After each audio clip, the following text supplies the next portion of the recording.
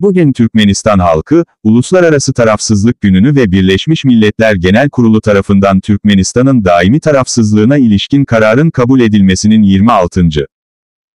yıl dönümünü kutladı. Şanlı bayram vesilesiyle, odak noktası başkent olan ülke genelinde kutlamalar yapıldı.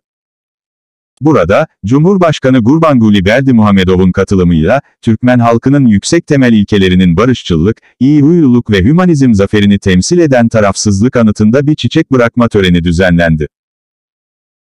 Devlet Başkanı'nın bağımsız tarafsız Türkmenistan halkına yaptığı tebrik konuşmasında, egemen devletimizin tarafsızlığının yasal statüsünün dünya topluluğu tarafından 2 kez tanındığı ve bu nedenle 12 Aralık'ın uluslararası gün olarak ciddiyetle kutlandığı belirtilmektedir. Tarafsızlık.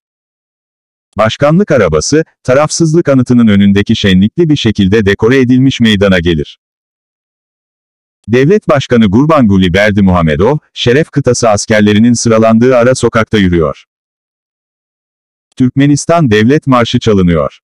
Ulusun lideri, egemen devletimizin kazandığı kalıcı tarafsızlığın uluslararası yasal statüsünün ilkelerinin ebediyet ve dokunulmazlığının bir sembolü olarak dikilen görkemli anıtın dibine yerleştirilen anıt levhaya çelenk koyar.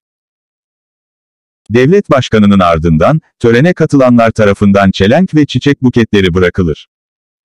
Bunlar arasında Milli Cengiz Meclis Başkanı, Halk Maslahati Milli Cengiz Başkan Yardımcısı, Başbakan Yardımcıları, askeri ve kolluk kuvvetleri, bakanlıklar ve daire başkanları, Aşkabat Kayakim, yabancı ülkelerdeki Türkmenistan büyükelçileri, devlet başkanları yer alıyor.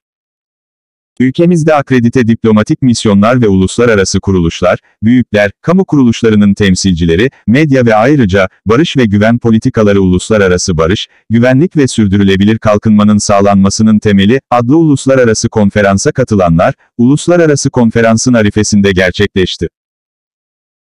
Törenin sonunda Cumhurbaşkanı Gurbanguly Berdimuhamedov, katılımcılara sıcak bir şekilde veda ederek olay yerinden ayrıldı. İnsanlığın en değerli hümanist geleneklerinin devamlılığı, barış, karşılıklı anlayış ve dostluk fikirlerine derinden saygı duyan Türkmen halkının sarsılmaz bir ilkesidir.